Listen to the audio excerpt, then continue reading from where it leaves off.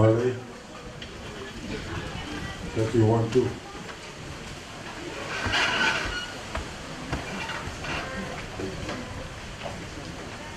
Marley.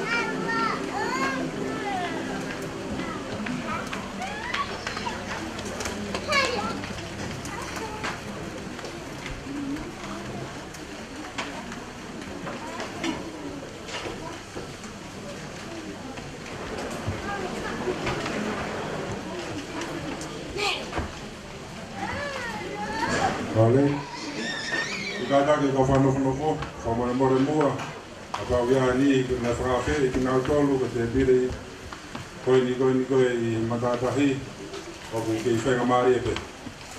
Kore a pego nga tau taimi, o ki tokanga mai ke, mo ki whakawhi mai ke, ka whanofo, lau ki hako le lea te tau polo kalama, ki mua. Te mea mai a o ngo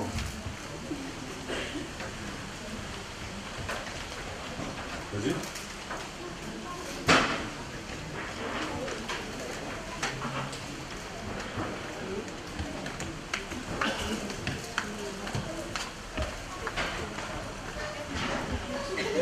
Kore ki DJ ke ne tā mai ka ki whai kwasi tahi. Ola tonga no whamaa pōpo ko ni mo no kei tu whaki mai mea kai ngai te pire.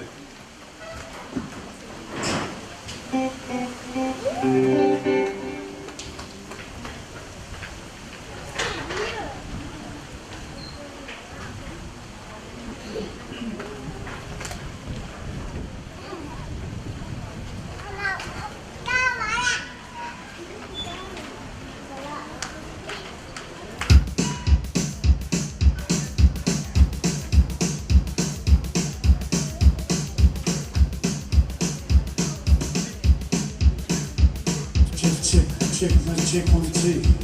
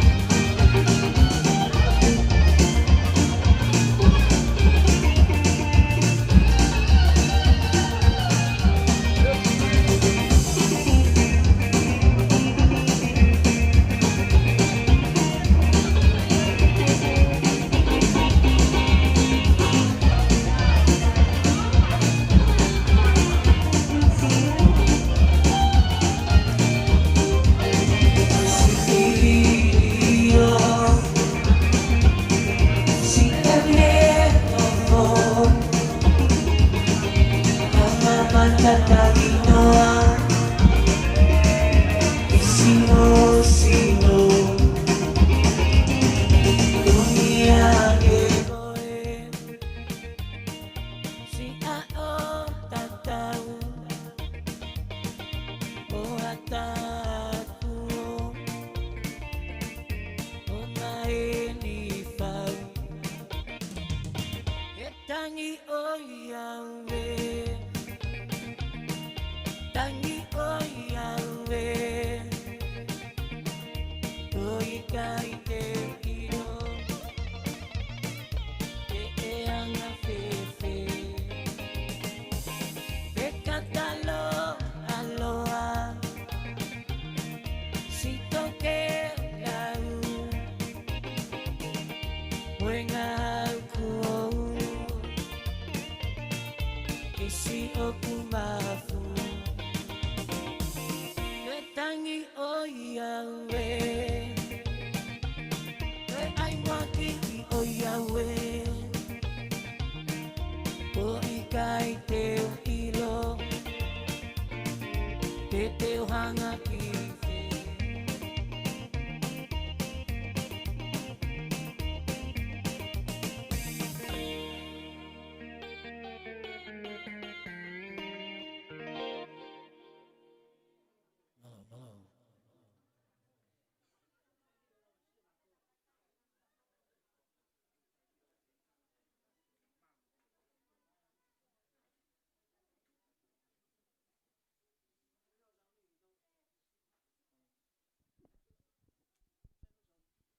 Ora te ka whanawhanawho, whamoremora toko ni mai ke si kāinga kone unau lava mai, ke tataka tūnau tolu ke ngai sea o ke ata.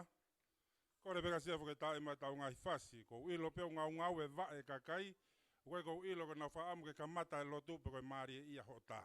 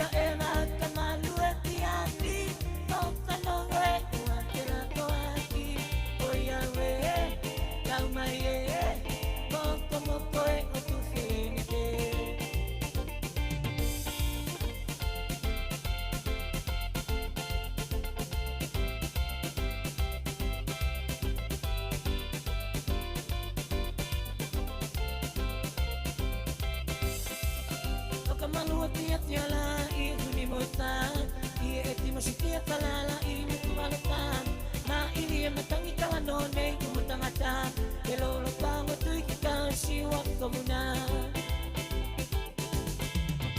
Ka malua tia tia la I huni mo tan I e ti mo si tia talala I me tu malatan Ma ili e matangi kawa no nei kumutangatan E lolo pango tui kita siwak komuna Peka mai ki pe mo to I tui na mai ao Tika salana talas ano lo to Ai kena ilo tua kai ai funga hifo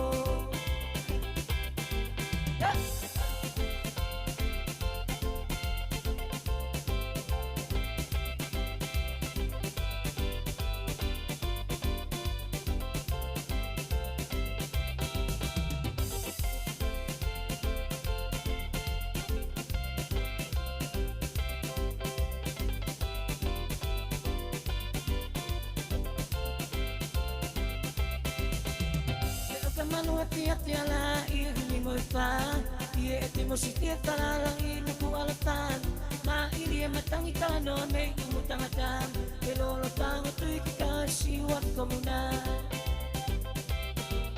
Peta mai ki pe mo to I tui na mai ao Ke kawa salana talas ano to Ai kena ila pakai at mga hifo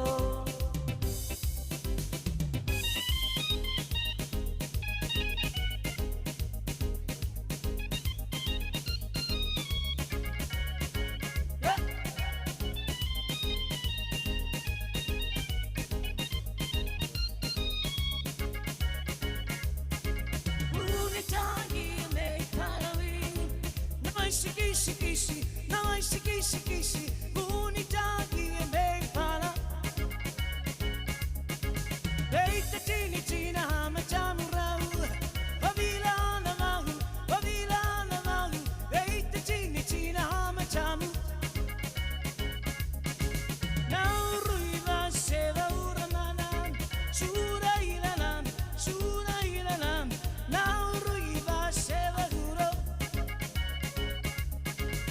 Rona new rona manrai rona new rona manrai Torna manrai Rona new bana manrai Lima manrai Rona new wonder manrai Bichuna manrai Rona new barna manrai Timana manrai Tinina manrai Shikona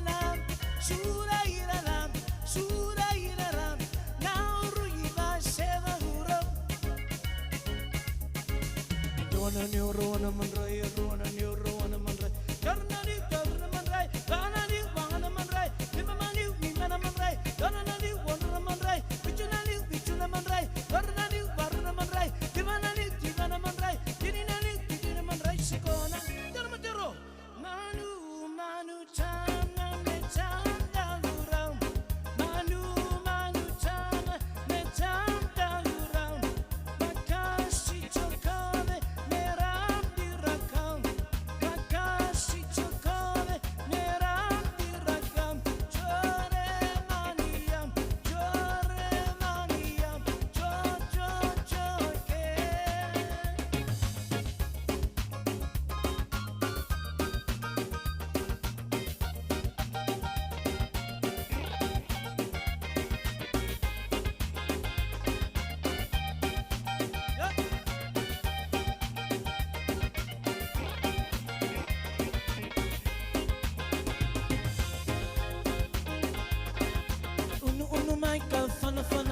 ia koe ia ue foi lore tani musi ia kore Kua mua o whaaloi mai ki au ia ue foi mafu o whaia e au Nei o ia ue palataisi koe vale anga ia taimi a mea la toni taile koe kamo oni Ewa mai ia koe whaangan Foki mai kei kua ke kaangan E palataisi koe vale anga ia taimi E palataisi koe vale anga ia taimi E palataisi koe vale anga ia taimi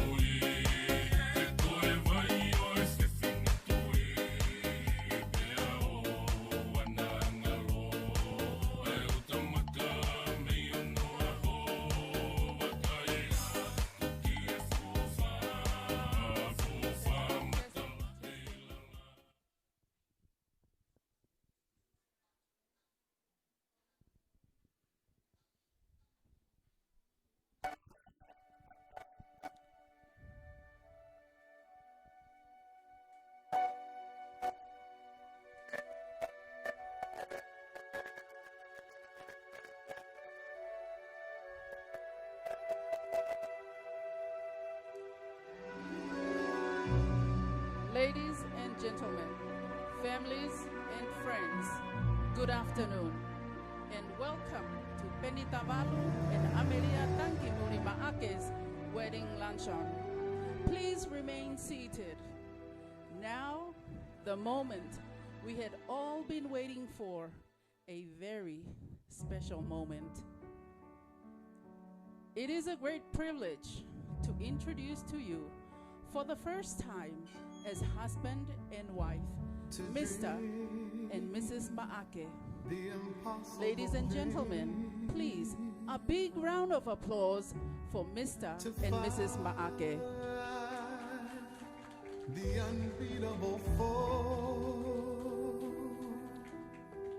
Ladies and gentlemen, it's the 10th of December, 2020. Amelia Tankimuli and Pentavalu has just got married today. Yes, that is the purpose and reason of our bridal luncheon on behalf for the newly wedded couple. Once again, a big round of applause.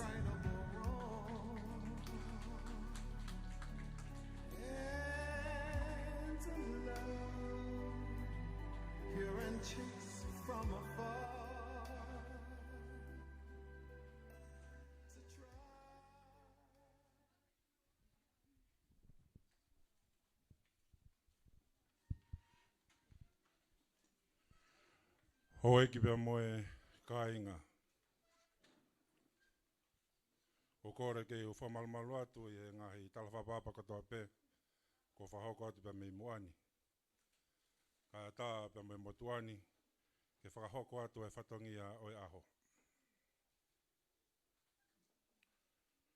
Te tau kamata ake polo kalama oi aho ni. Te tau whakawhei ai pisope o whina. A Pentavalu maake. Pisope William Harris. Kene whakawa ai polo kalama ni ake a fualoto.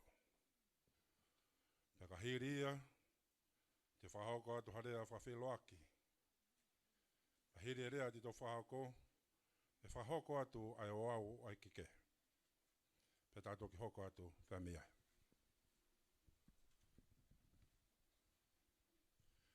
Pisope Harisi.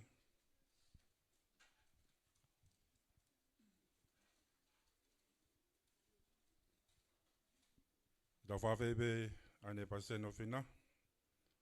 Pasen tauwha. Ane whahoko atu ai loku tukamata.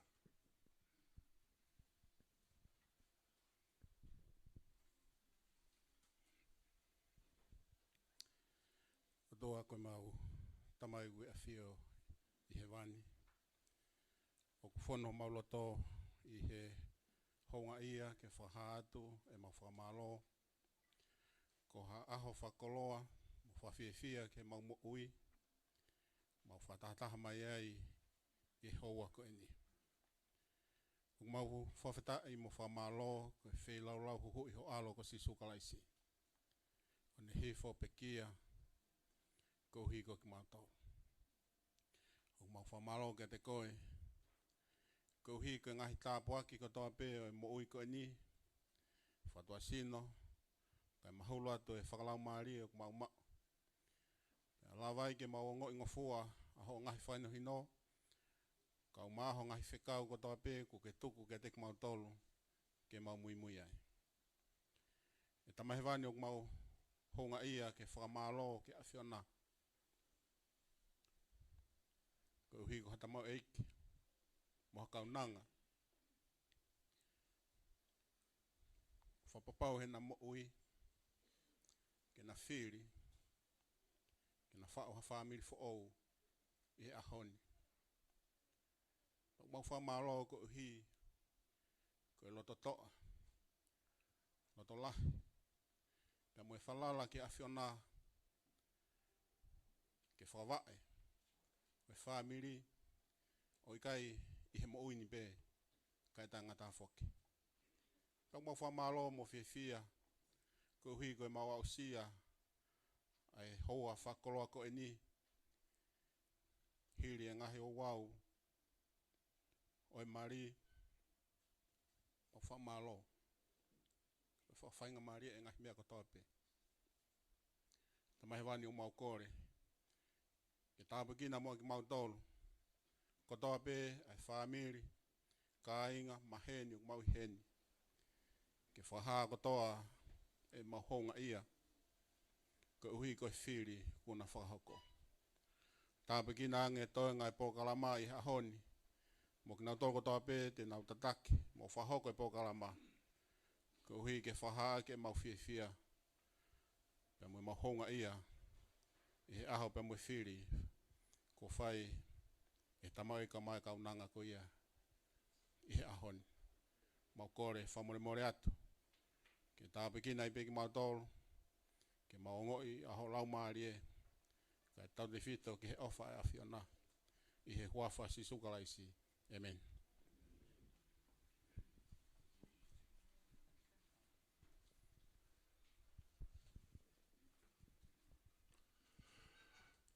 O kore pē whainga maari e koe ni ke whahoko atuai a rea whawhelo aki o aho.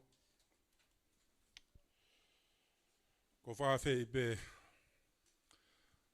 Pentavalu maake ka pē whanau whanga Ameria ki mo mea ki olonga.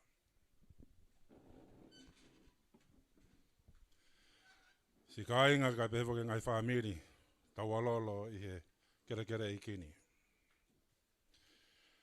Taimlahe ko whaahi ai ai kātoanga o mari. Ko whaalu mau pē mo ngai kau ngā mea, O na whātau mua na kutaulu ke mea au i he te pire.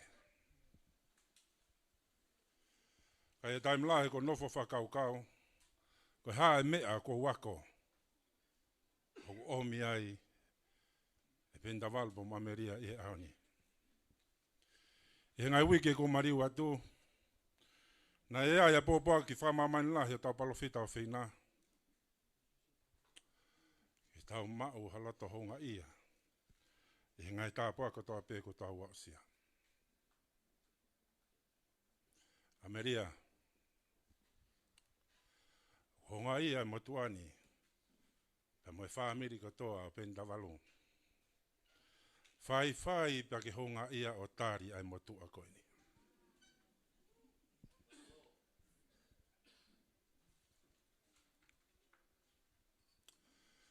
Ko kore pe ke honga mātua a Ameria ke na mea ke olunga. Wheturi ka pe whakasaklini. O wake manatu ki whaitoka. Ko more atu asane maake ka pe whakatio. Ameria pe mo peni. O mo ni pe kau whi kawha i ai tonga. A pau te tau wakiri. Ai loto whaitoka. Ka pe he ki a loto o sakiline pe amba wheturi. Ko nā rea ka teki moa. Ko lava atu e mau whi. A mo whi ia.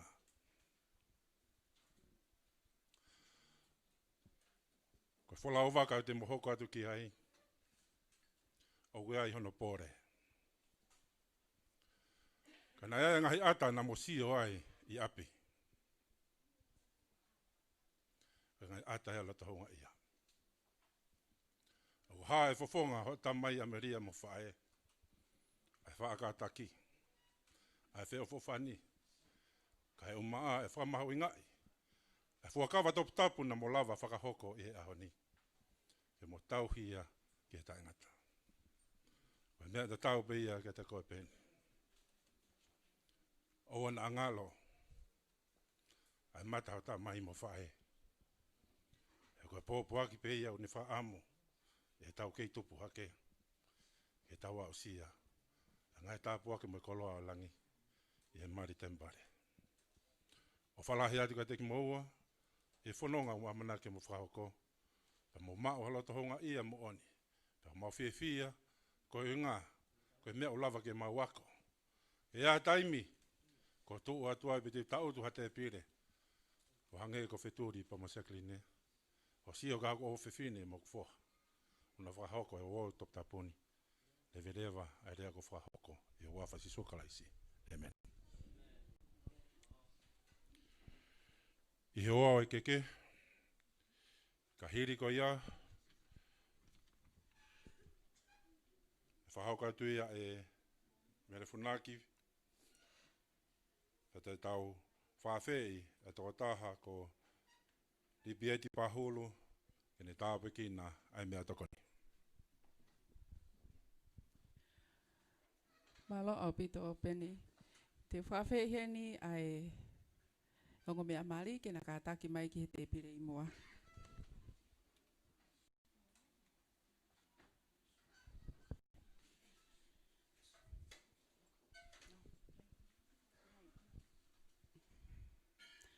Ladies and gentlemen, one of the most significant occasions for this day, in unison with our newly wedded couple, is the cutting of their wedding cake. Mr. and Mrs. Maake, the actual cutting of the cake is a symbolic gesture of your new life together, and it is significant to share it together. Ladies and gentlemen, I need your assistance with this. I need you to count to 3. Count from 3 to 1 before they cut the cake. Let's go. 3, 2, 1.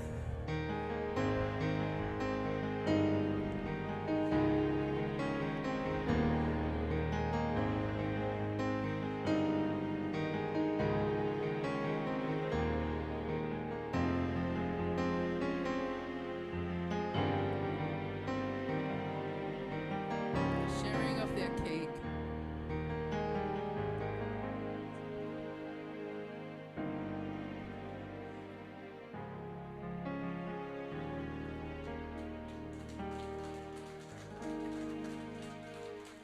Thank you very much. Thank you, ladies and gentlemen. Welcome the bride and groom dance, Mr. and Mrs. Maake.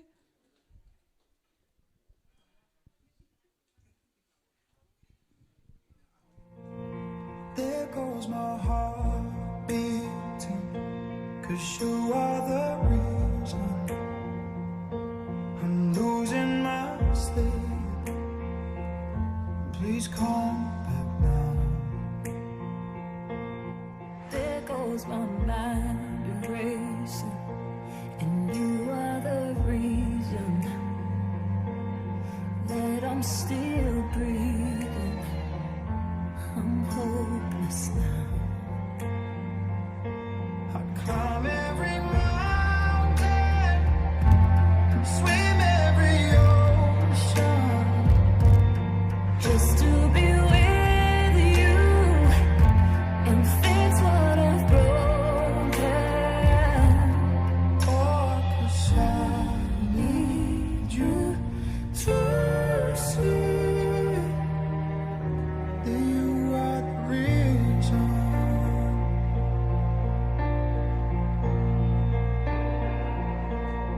There goes my hand shaking, and you were the reason.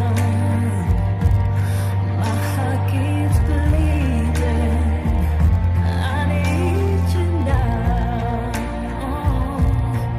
If I could turn back the clock, I'd make sure the light defeated the dark. I'd spend every hour of every day keeping you safe. And I'd climb every mountain and swim every ocean just to be with you and fix what I broke. 'Cause I need you to see that you are the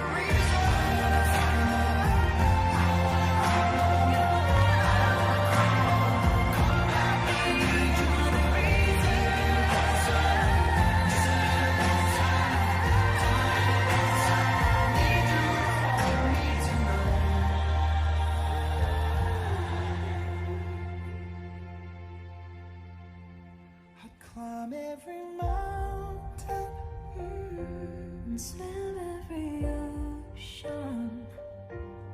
just to be with you and fix what I've broken.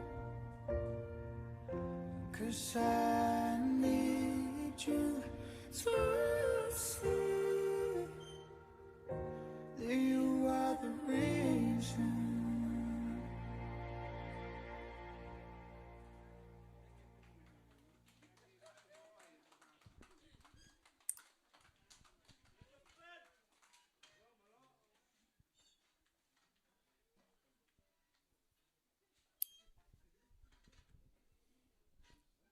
Talot.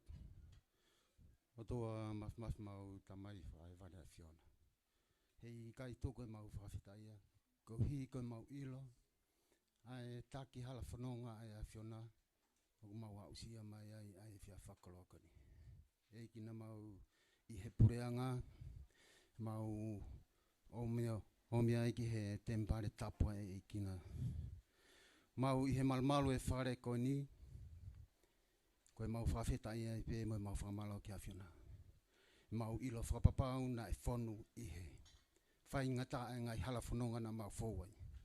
Ka ko hui koe ofa ta e whiwhiri mana koe a Fiona. O mau au si ai pa mau whawhetai ki a Fiona. I he hoa koe.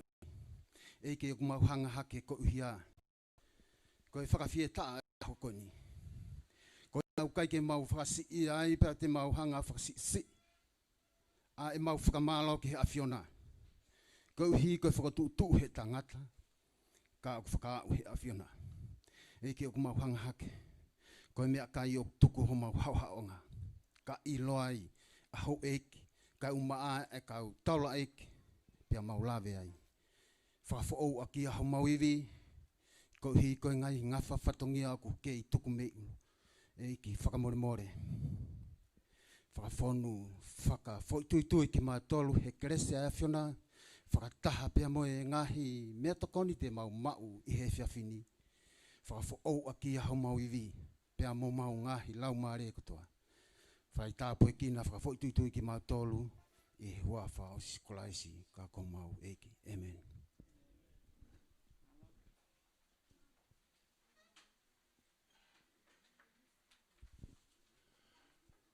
Whamaro lahe pito ko lava lele ngai polo kalama koe ni ki mua. Koe whainga maari e ni ke mo mao ai mea toko ni iha mo ngai pire. Ka mo mao whakako viti pe. Koe tō ni atu ai whamiri koe ni. Koe ni maa pe. Koe tau osi ia pe me api koe ni. Toi ki whawaiwawe pe mao mea toko ni. Kore ke TJ ki hoko te tātau ngai whasi. Pea koe ni ihi koe na kumawhana i he onga tawha aki a tangata pia moe whewhine o kua hangahi. Ai te mi umo whia whakahoko mai ia ke motuani. Ka i hono whakahoko atu ko e ni. E tā te DJ. Ka tuanga whainga maari e ka lovely i whinenga nofo. Te tuku whakaonga tu pe. Kene whahoko hata o lunga. Ka osko ia patauto hoko atu pia me iai. Malo.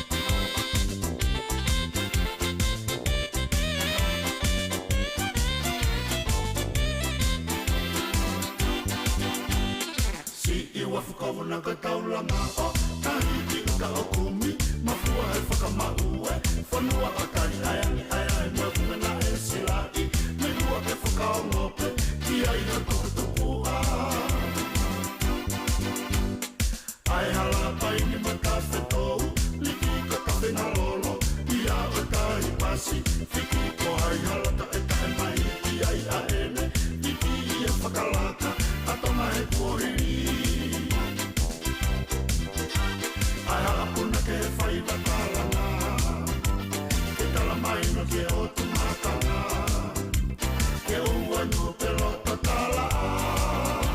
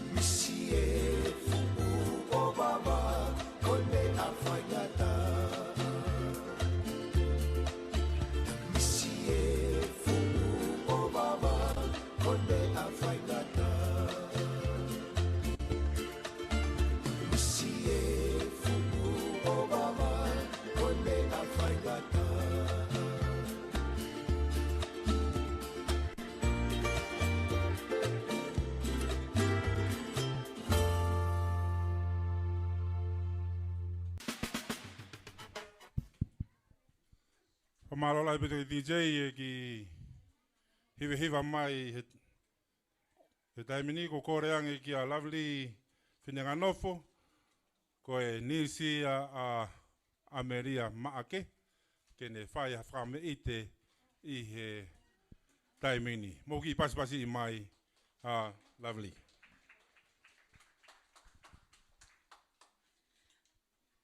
Holo peo mo ilo kai mau ki kawa kai lewa he mawhana e aho. Ko e ki whamei te whawa ke katanga e whiawhine u.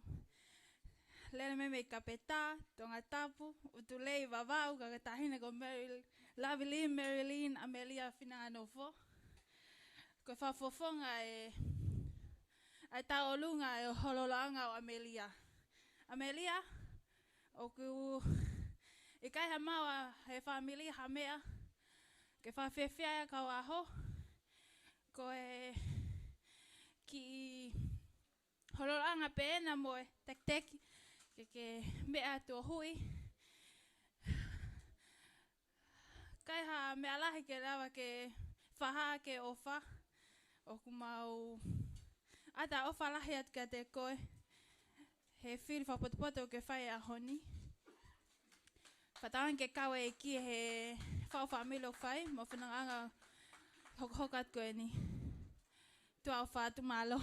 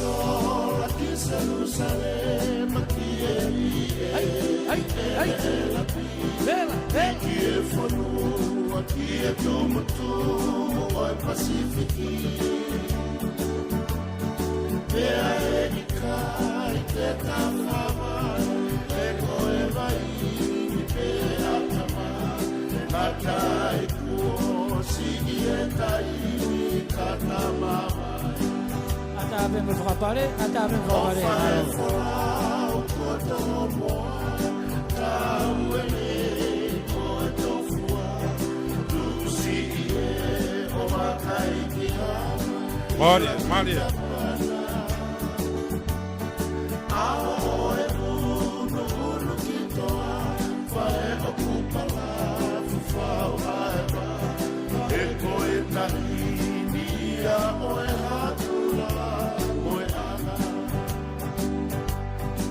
Pacific Bay, more peacefully, Sidoku Beki, to Amaleki, get the fantasy, Sigieta, Kauiesi,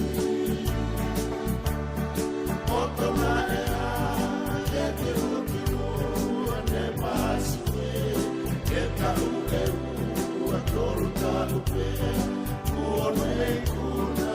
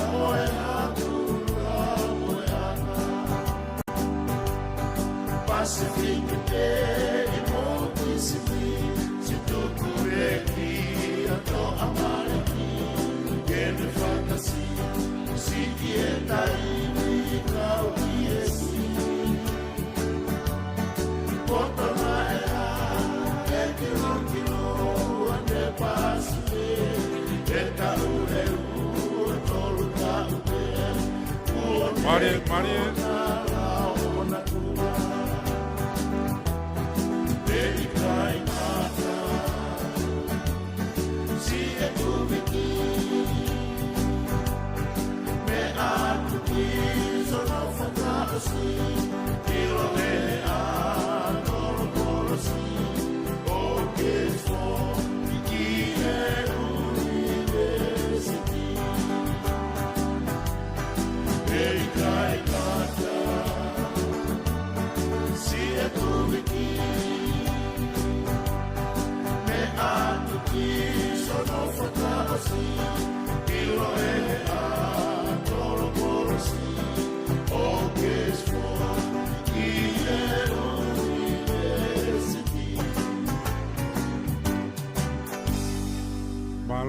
Malola li finanga nofo.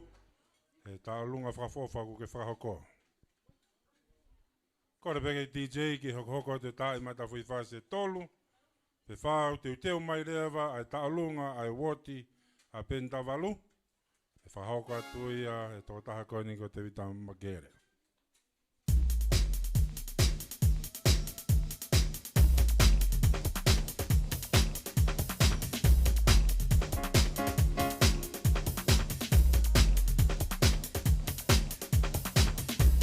Check, check, check.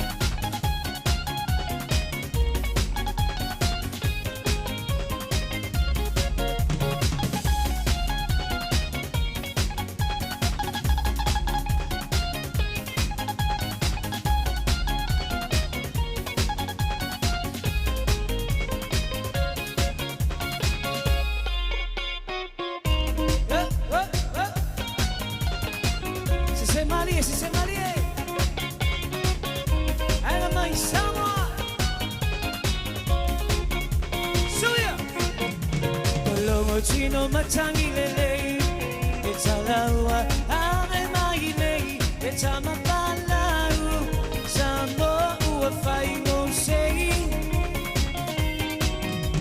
Ilucha alo amalieo, awa sa ili malo, uai mai, samo ai o mao.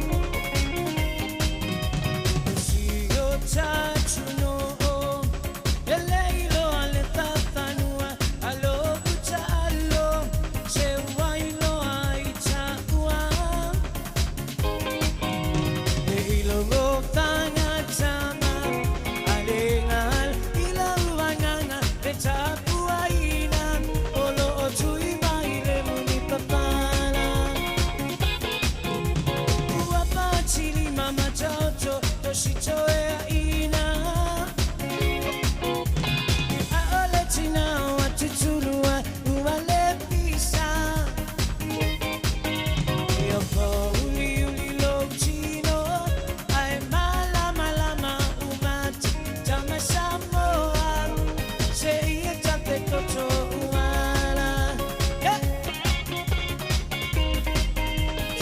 ese se Marie. Venga, Maisamo.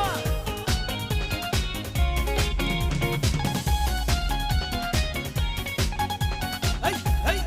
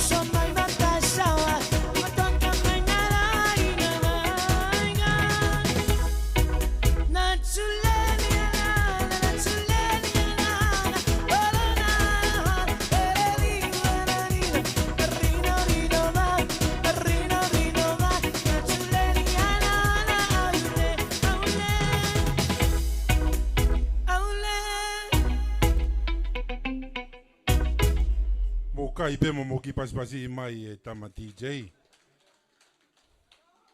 Ko hoko hoko ne tau ki polo kalama ka hiria ta te DJ a fai faseua. Te tau mamata ke ta lunga whahoko ia pe me e wote a pentavalo.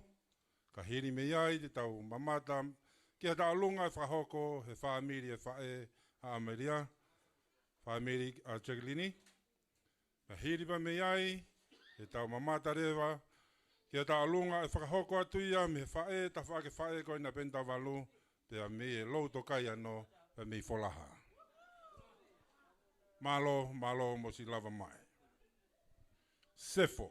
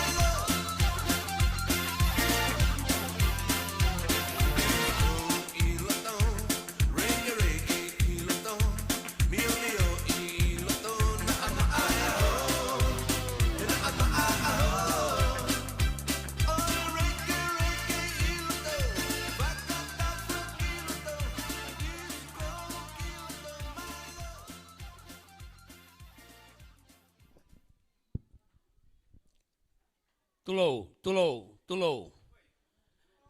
Kore ke whanga i he talamalu e whanua. Whatapuatu ki he whanau a Haueiki, o nau mea heni. Whatapuatu ki he ongo tamaiki o ku tūnga e tau i heni i he aoni. Whatapuatu ki he ongo whamiri. Ka pēwhoki ki kau takila kau whataula eiki ku tau kau whataha i he whiawhini. Kore whamore atu i he ku whakautua atu koe ni. Koe mutua whai whatongi a pēni. Koe talo e le reanga a pēni ki o mauoti. Mo ne wheohi mo e mau whanau. Pea ku oshat e mau whanau he maari. Pea ku tohi voine a pēni o toi wheohi mo e mau whanau koni utoi iki i fo. Pea koe reanga whanau a pēni. Maari ka mau toki mui atu. Taine Amaria malo. Koe ki tahine koe ni kua mana kene whai e taulunga. Koe ki toko pe ia e taha o peni. Taime koe ne mawahe tai whanau me api. Ku whanau ngau ki he ki tahine koe ni ui toko. Pako whasiso mai pako ui toko ka hai. Koe toko ka peni. Koe masi mea kua moto upe mo peni. Peni koe o whalahi atu. Koe ki hamea ia e mo ua. Koe ki teki koe e taulunga. O atu ke kumea ka mo ki masi. Koe whetu koe no amana ke mo ki au na mua. Tawa ka mo ki yafi. Awa ke peni mo. Wheturi. Ko ilo au ko ke wini koe. Wini koe pake toi maulahi. Koe mea koe ku kore. Koe ku kore a koe i he whiawhini upeheni. Wha i te riha koe mea kotoa pe. Mea kotoa pe. Koe hai mea teke whai ki he sino peni. Mea pe ku mau kore. Koe mau ki tuku whaholo ko mau hingoa. Ko mau hingoa pe o mua na ke liriu. O whātua ngata maiki. Titei. Tā mai ai whasi. Tā longa toko peni. O whawhea te ongo potikāti koe a peni. Aia koe mau pasen kau mātua aia. Plata ka watoe. Pewo ke mau futau i paanga koe ai woti. Na mea mai ki loto ki he o tula whare.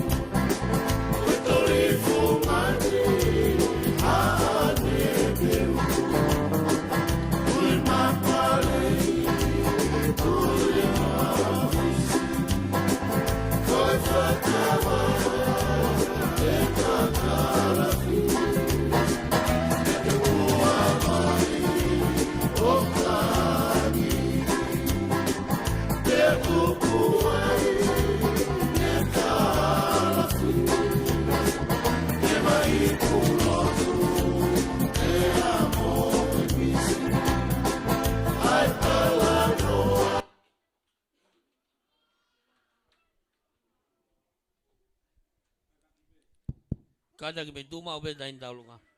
Ameria, whamore more. Ko tuanga koe o e tahine taulunga. Ai e tua tu ke hololo anga ki o mo peito. Malo.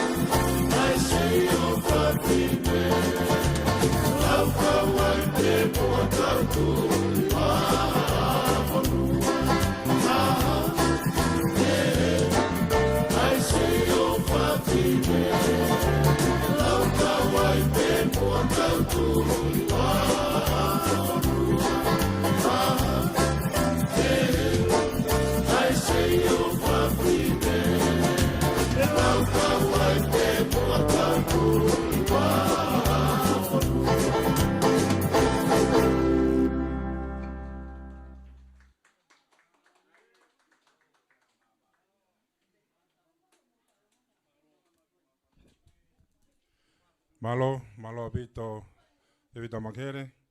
Ki tau hoko atu ki he tau lunga e whamiri a Jacqueline. Ka pau kua mau mai ko taimi eni. Kore atu pe ki e nihi me e whamiri koe na Jacqueline ka pau whakamarie. Ai ki konga ngatu koe ni pe mo e tuanga koe ni. E si tō atu ia ki he tiu atu ki he ongo mea mari.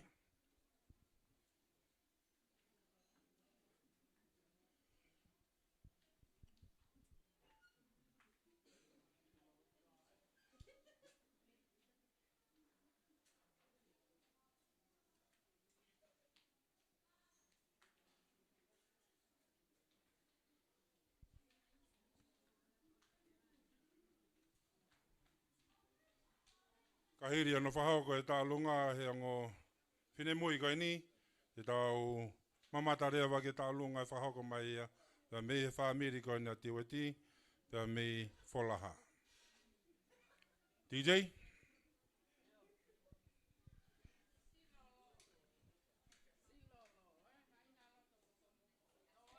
Share more. Purchase a digital Malahi Prime bundle in the My Digital app. Oh yeah, oh yeah.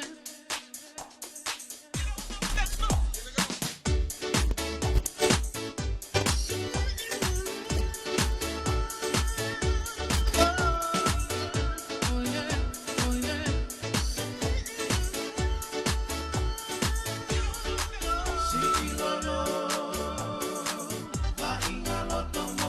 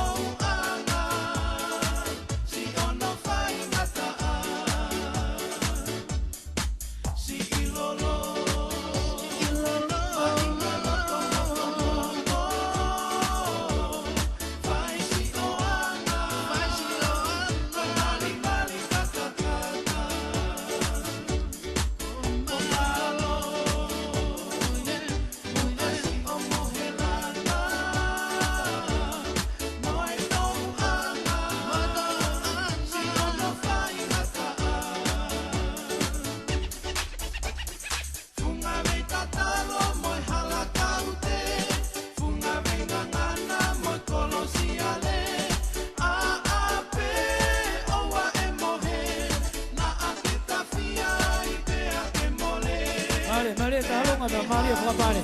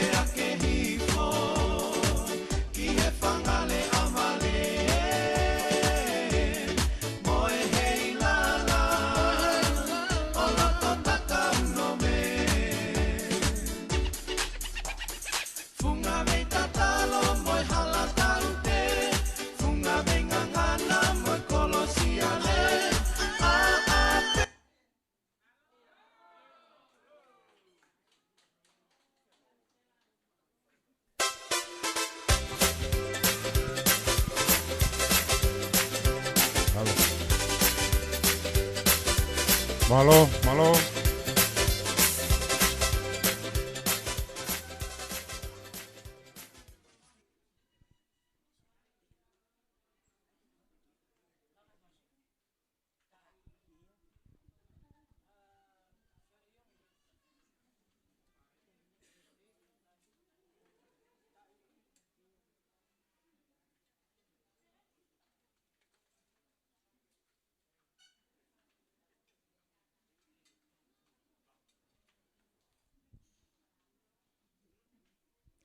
Kore peke o whanga e whakatapu ka o whakahoko ate ki I whatongi atu a koendi.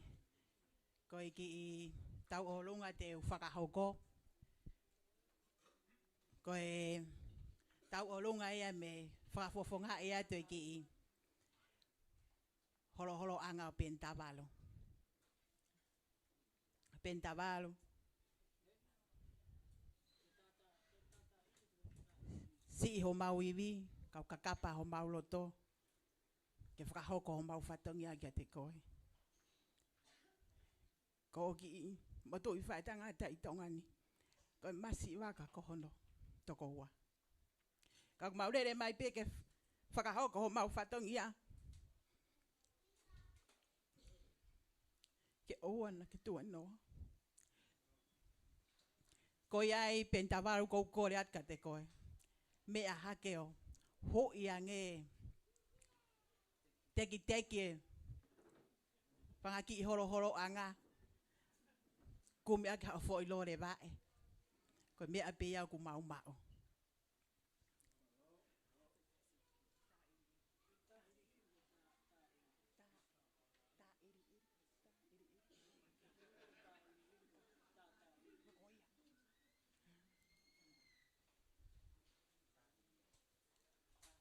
Malo te tatari he ke ti chei ke ne frahoko maho tau fasi ka tau flower oa loto kaya no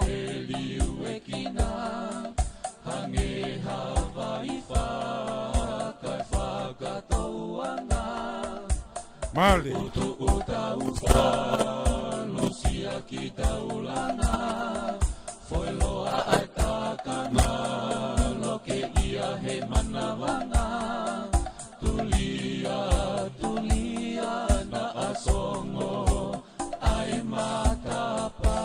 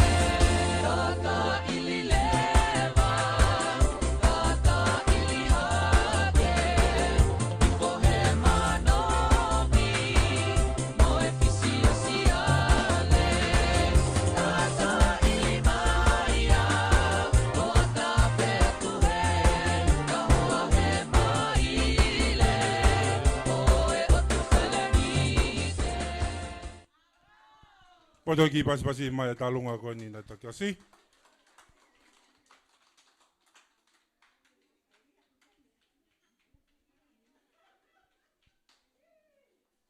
Matonga me tau taimi, ka pau to iai hanihi o ki iai. Hanau taalunga, whakahoko mai. Wawepe ale tau taimi. E ka inga, koe kusia koe ihe ahoni, ke whakawhotunga au tau whakahoko, ke kere eiki koe ni. O ki ilahi lahi e taolunga, kai toi ki ilahi ange ai ta utu o sio ki he taolunga. DJ, te tau whairewa ai mea koe ni kou tu uni atu koe ki ai. Te ke taa i koe hafo i whasi, o kou kore kotoa ke kakai kotoa koe ni, tuku kehepe a te pire koni i moani te nau ki i tautu. Te mou tuu ki o lunga, o ki i kou he whasi, o si koe apa mou tautu ki lalo, o hoko ato e kai e fuluti ke osi. DJ, koko eni. Minge tahani mangi ai.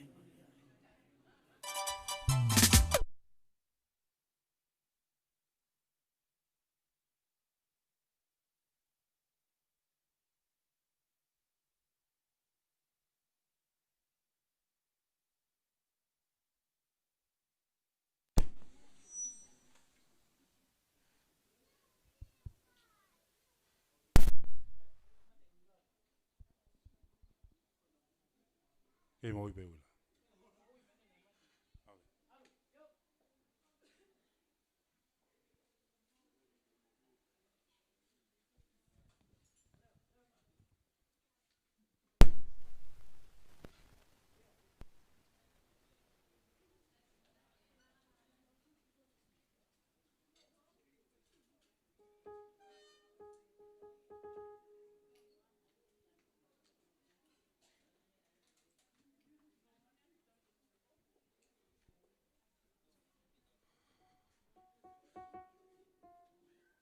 Kone maupe ta whako ni ka sefo.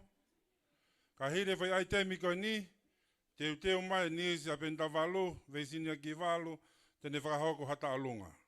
Ka hire ia, e whahoko lewa ha hula, e ameria, tangi ki muri maake, ka hire pia me iai, te ta whanongo rewa ki he rea, e whahoko, e te vita whinenga nofo, koe whae tangata ia o ameria, te ta whanongo pia mea viriami maake, Feska sini a pentavalu tene whahoko atu halea.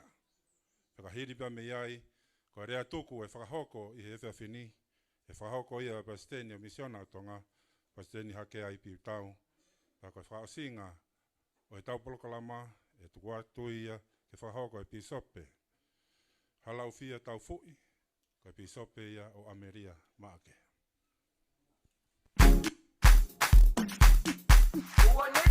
Yep.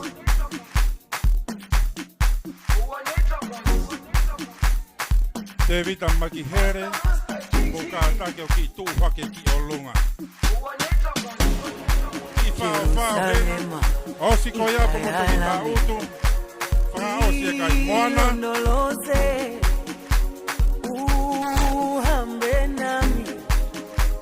Ni hiko na mi kahaua, whare kona i tahi, o mou tai miena.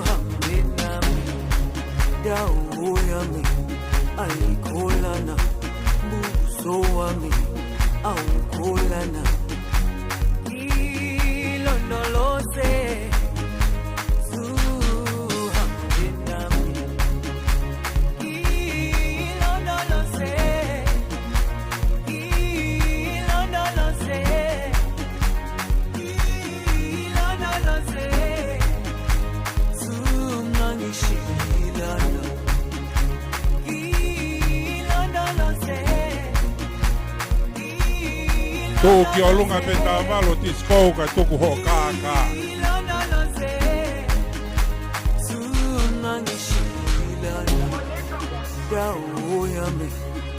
Go, Benny.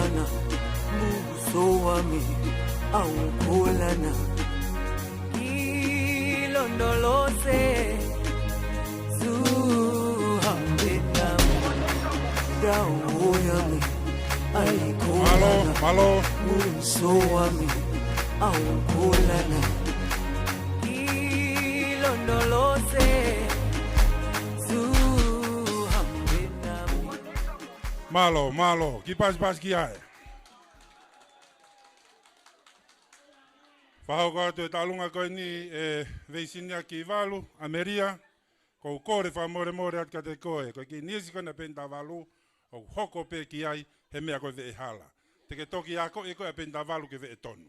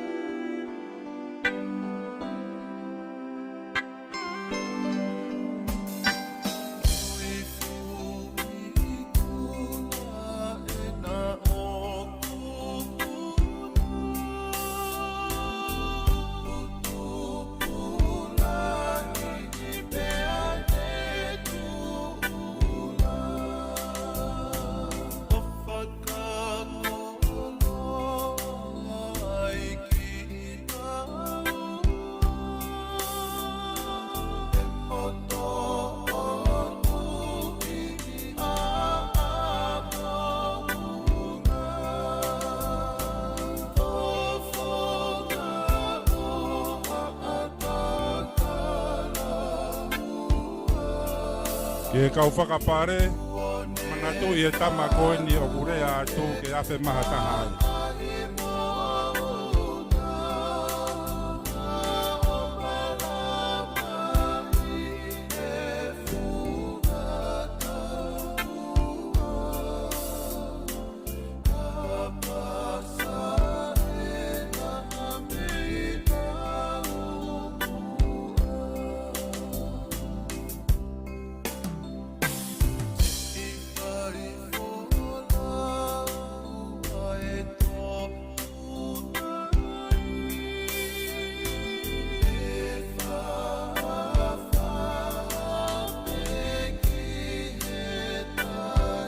Malo, seke hau ai mama.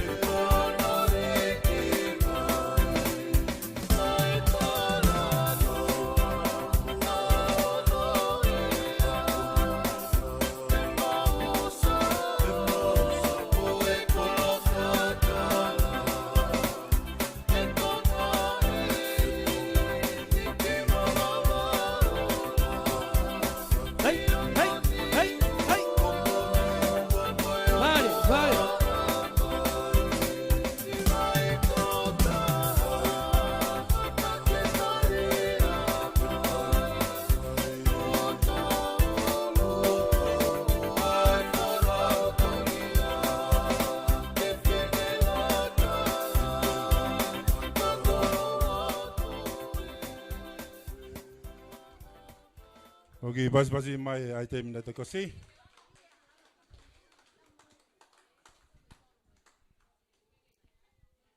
Ki kore atu ka tina tolu lava tokoni ma ke tufio te pare koia ke tuku atu ia mai. Ka kombe amari. Ai te mihoko te tau mata ai. A toko taha hana e aho. Ameria maake. Tene whahoko hahula. Mogi pasi mai Ameria.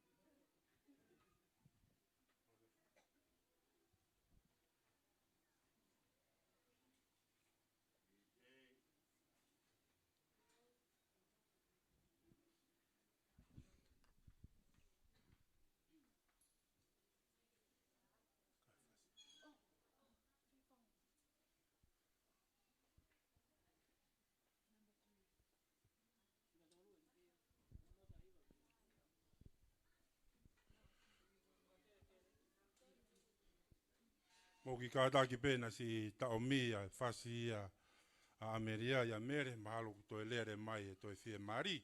Kaku saire, saipe. Koe mea rei au pito ngalo he taimini.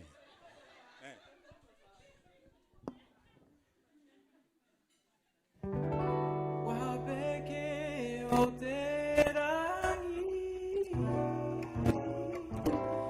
I runga I toku kainga Horo tangmariki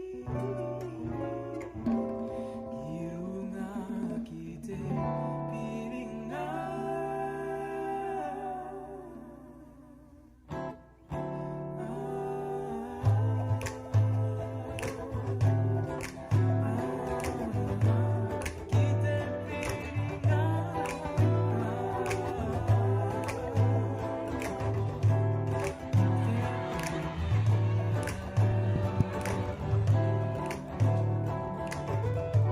Beni ai e rei, sio rei pe.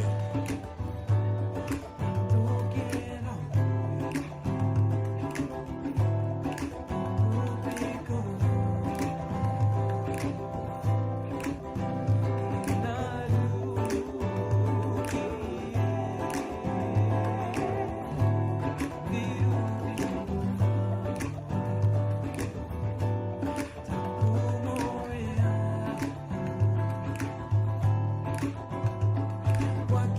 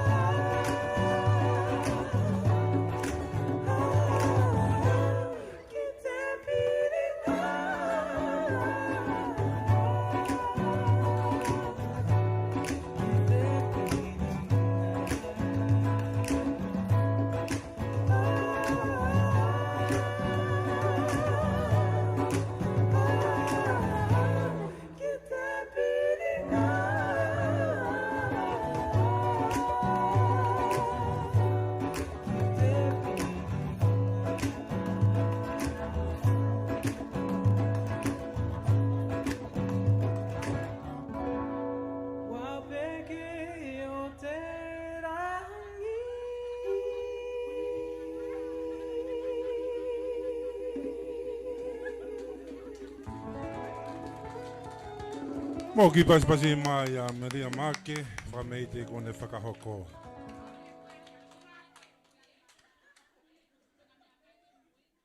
Ka inga u tawa o mai eni ke whakaosinga e tau ngai polkalama. Te tau whawhei a te vita whinega nofo, ko whae tangata ia o Ameria kene whakahoko harea.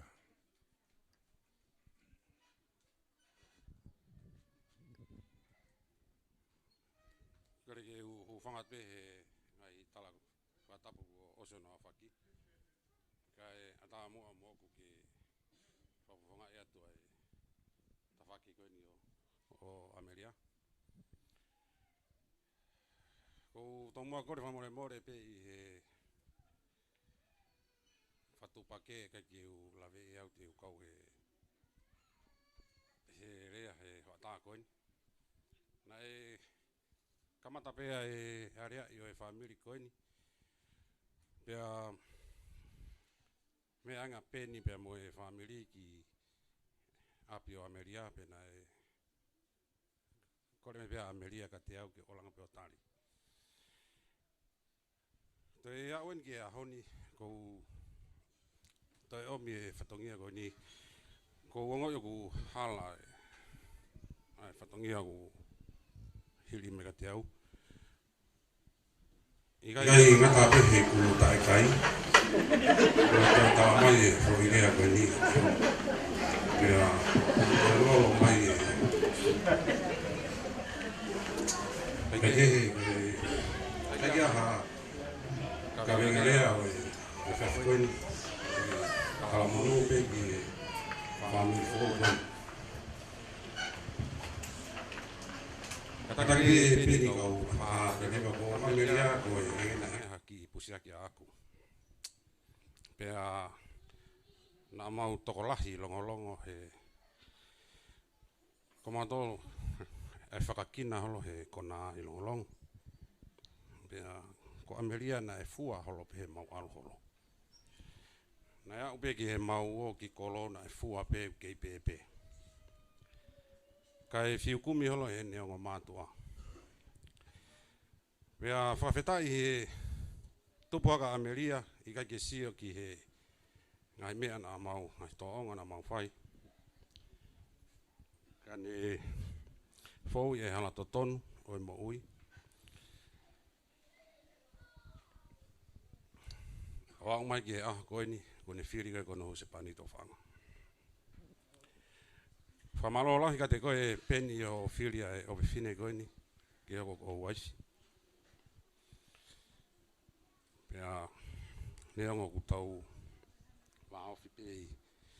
Tau nofu kotoa pe i kapeta. Tala monua tu pepea mo i ki popaki. O e ki hiwa ku wha ahe mai ki he api koe ni o wheturi. O wha hiwa mau pe he nau wha whamiri. O koe ke ufuloko mao ai ki whai hiwa ka koe ki konga mawinga pe. O kumasani ai mea kotoa. Ka ai ofa i api. Pea koe ki poupou pe ia ki he whamiri koe ni ku whao ia koe ni. Whao pe ai ofa. Pea moi merino. Mahalo koe ki talamonu pe ia ki moua i he whamiri a koe ni. Pea moi whamalo ki he whamiri. No kotoa ta tau pi e ngota whaki. Ofa ke mou mao ha tau hanganaka te maa Christmas fia. Moha tau fo o mono ia. Reu e malanga. Tua wha.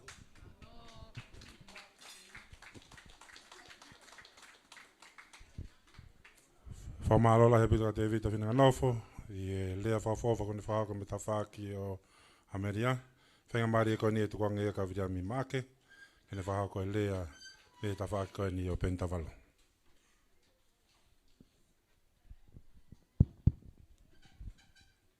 Apasia ki he awhiwhia e tolu tahai o tua. Me he tai hā mai. Whatapat ki a hou eki. Whare matapure ha tau i whunua. Whatapat ki kau taulo eki. Kau whaiwhi kau mō mea heni ka mai siasi. Whatapat ki he ia wheturi ka mā tsekrini mo e whamiri. Ono kotoa. Ia pehe ki he whamiri o Pentavalu. Watapu atu ki he ongo mea mari o mātuangai e tau heni he hoa. Kau whakahoka te whatongia. Ko kounau ki ai. O kai ko ha tahau ko taukei i he mari. Niongombeko o smari. Ka ko oku ai ai ngahi pouturiki o e mari o ku mahu inga. Ke tau tokanga. Ko e te ulawe atu pēkaha ki pouturiki e ua pe tolu. E haha mea e lava. Ka koe mea mahu inga i he nofo mari. Ai mea koe whanongo i oto mari. He koe tala noa. O ne lava pe ia o veuki, pe ne lava o whakamālohi ai whaunga koe o e mari. Pea, ko whare au pito he usioka Ameria pe naianga whewhe. Ko peniu o mata le rei pe, ka ko peniu e tamsi kākālahi a peni. Ko ia Ameria ko talatu pe ke ilo. Ka pauna e talatu e peni ofa ia koe lo ia. O manako ia koe. Koe ofa te motoki ngā wei e moua ho monofo mari. Pea ku mahu inga ho mo tala noa. Mahu inga o pito. Pea koe ia he tau wanga whakatonga. Koe api a whiwhine. Koe ia pe ukurea. Ko tau tolu, koe tau whaongongo pe. Pea koe mea koe ni u whakatohi tapu ia. Koe tohi koe apostolo ko semisi nane pehe. Koe tangata ko toka pe whakawawe ki he whanongo. Whakatuatuai ki he rea. Koe ke anko e taimikau te alatai ka api o ku rea ta e mālolo e tangata e ki. Ka uikai rea fine e ki o kuia e palparema hoko. Koe api merino. Koe api e fine motua. Koe ape o ku rea ka te kamo pe mo iyo mo tari e mea kotoa. Tokanga, mo tokanga ke mea koe ia. Koe taimi koe ni, o ku homo mari atu koe ni, koe taimi mahu inga ia, ono develop, homo whamiri, homo whiofo whani, pea he kai au pito, ke mama o ia me he lotu, moe otua. Koe ia na ne whakahoko, e whau whamiri whau koe ni. Ko mea pouturiki mahu inga e taha i he mea koe mari, mea koe whekātaki aki, moe whewhaka more aki. O koe kia hatahai e hao he ia tau tolu he tau nofo mari. Ka oku mahu inga e kātaki ki lahi. Lahi au pito ngahi mari. Nei au pio lau wike, lau mahina, pe koa ngahi tau, ko movete. Oku makatuunga hono whakamālohi, o whaunga e whamiri i ho mo talanoa. Pe oku mahu inga au pito, ai whi whakamore aki, ai whi kātaki aki, hiu whakatohi tapu pe ia. Ko mea taha o ko manoatu ki ai, ai mahu inga ai mea koe ilo, pe koe tau whanonga koe i mamani ki whe. O whamooni he wholofola o whakahino, koe tau moui koe ni he ke tau toe mate. Ko rak mate e sinoka e kei mo uipe a Pentavalu. Pa koe aluga a Pentavalu ko ia, koe foi destination niu kua mate pe. Koe mo ui tae ngata i he whiawhia, mo ui tae ngata i he mamahi. Pea koe kai ke loloa e tau nofu mamani, pea ku mahu inga ke tau ngawe, ke tau alu, ke wheituko ton ke tau woki ai, mo tau whakaam ki ai. Pea o whaingataa kia te inau tolu tau taha, kau ki whainga maari ang a ki tau tolu koe o tau maari, ka pau, e feo fo fania e no fo mari ko ia mo fa fare fo o ko tau ka nga fa moni ki ai ko e tata ika peni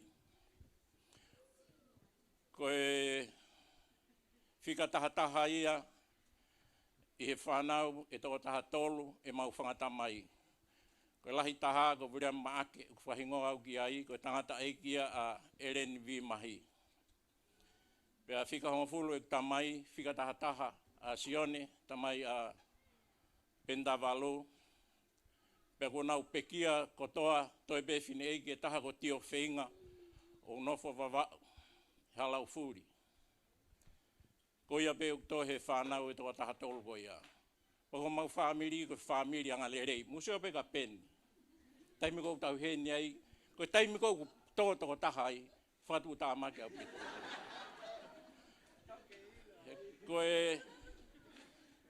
Ko tangata iki ko a peni na a mau wāofi au pito. E na e hiki mai utamai ki tongani o nofo ova i longolongo. Pe hau mau pea Sione. Kai ki hala mei tu oua tu o tolu he wiki. Hau peo wiki mai nau timi a kapulu i ria hona. Tia nau hau o ta e timi a longolongo peo. Whai atu.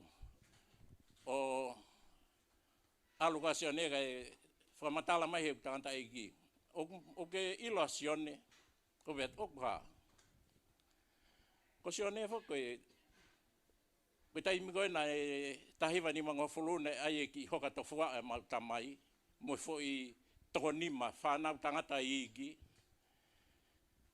Ea, koe taimi koe na nau hoka tofua ai o maanu e tofua a toto a tāpa whonu e whanga a ngā mo e mea. Pa pe mai nau tamai. Puna hataha ki tahi. Kai ke lawa hataha ia puna. Ko Sione toko taha pe. Koe ne puna koa Sione tui e ngute tofua a o toto foki pa kulahi a ngā mo e mea. Pea tō kakahake o whamata liri e mea. E o pehatu ki a Sione. Aia na e follow e tofua a ia a Siona ka e follow e Sione ia e tofua a. Pea koe manatu meria ia ke tangata. Koe ku alanga peni ko ongo ia pito. Ai alu ai tamai ki lalahi, nau toko lahi au pito. Ka ko hau ko he ahoni ko toi fia pe ke ki ma wharewa ki mari e taha. Ke ki ulu motu ai ia peni. Ka ko whamalo atu Ameria. Ke te koe whamalo atu ko whamiri. Tau whau whamiri fo o koe ni. Koe toi riu ngai pe. E tau whio whaaki, tau whetongoni aki. Mo e tau nofo mao pe ne ngahi whekau. Mao e ne whoaki o e monu ia. Rewa malanga ka tau atu.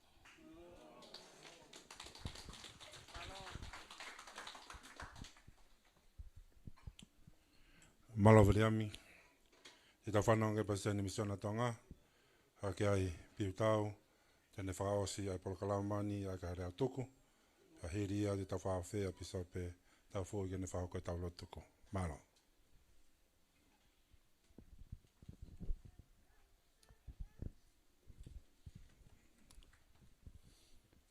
E hoeiki pa mo e kainga. O kumau e motuani ai loto maulala mo oni. Ke u whakakato atu ai katoanga whiawhia o e whitu la ko ini.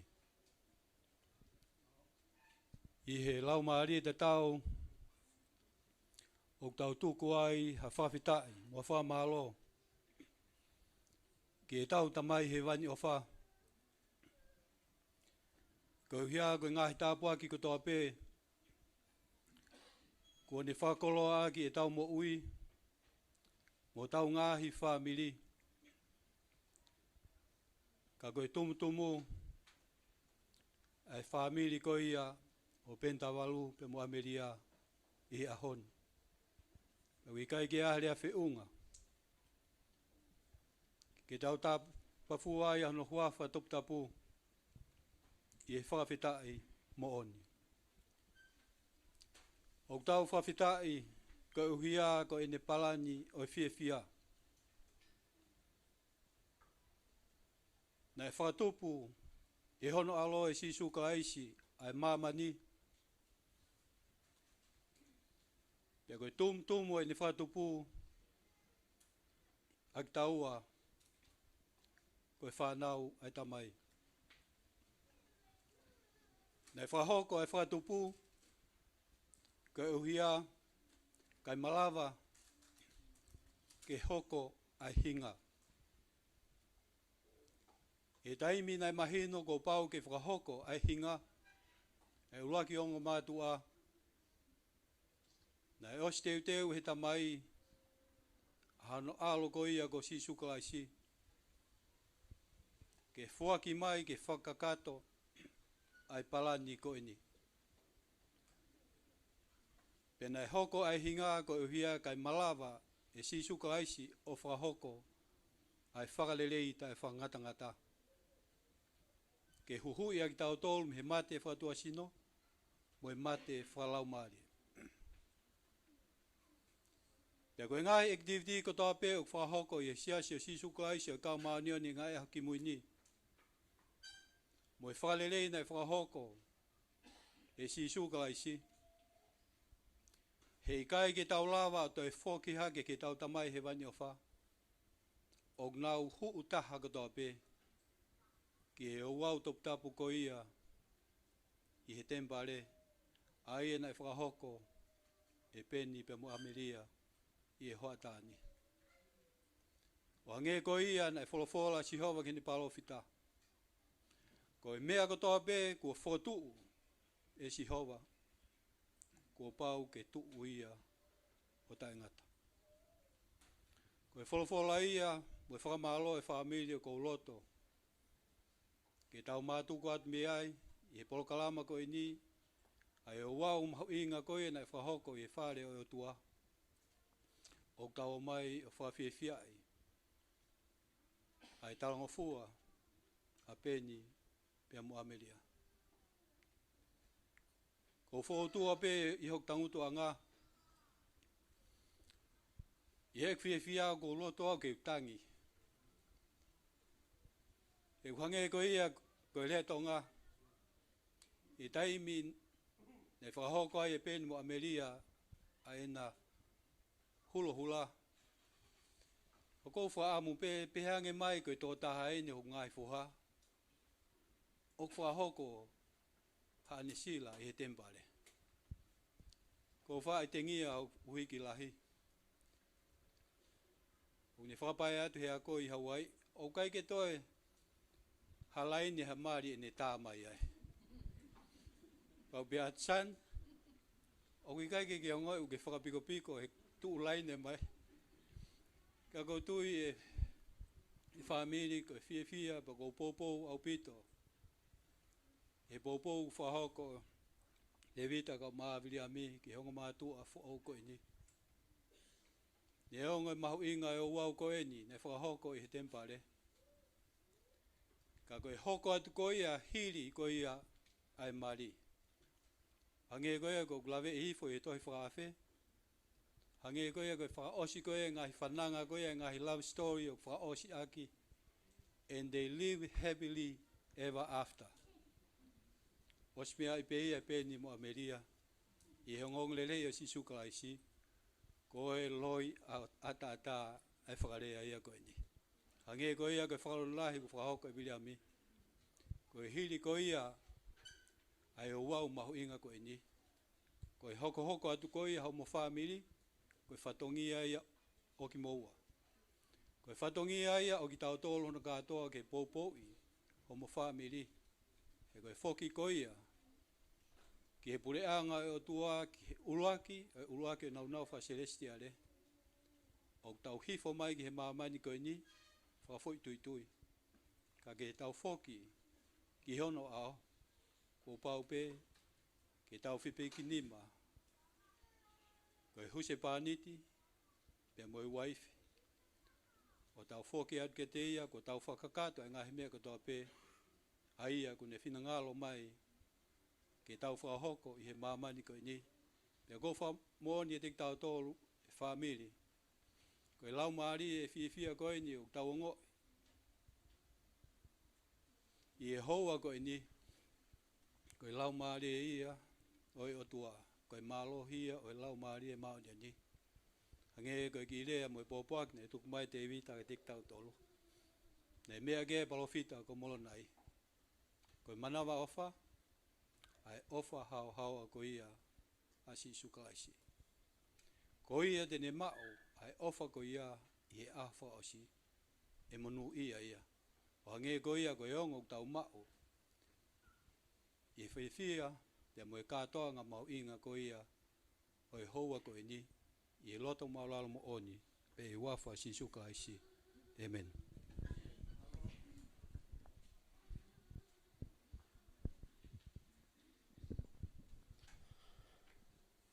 O toa mafi koe mau tamai whakaewane a Fiona.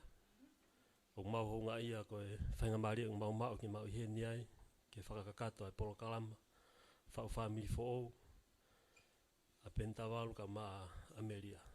Ko ia o mau honga ia, ko hiko ho tempare i whonuani, ke whakakakato ai, ngai o wau, ke a taimi te mau te whoki atoa ki a Fiona. Mau whamalo, ko hiko ki nau tolu, i he wheitu la a koe ni, ka whainga maari o mau, ke mau hoko. O whawhiawhia e ai aho, ai onga mātua who koe ni. Whamalo ka hongo whamiri rei, na lapa ke tupua kai, ai talawong pe moi whine mui koe ni. Pe hiki a kautaki loto, kautaki lakanga whataula iki. Na mahoko ko atokoni, ke honga mātua who koe ni. Mau tautapa ki o awhio, a manake ni e mau tutuku atu me wheitu koe ni. Malu iki mau tolu, e ngai whainga taa kotoa pe o halapure anga, ka lau ke mau te au ki o mau ngai whamiri.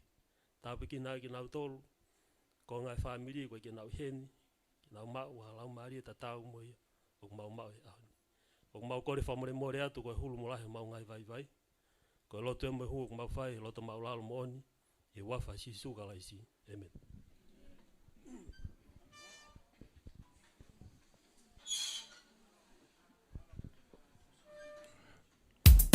Malo lahi a vito mo lava mai.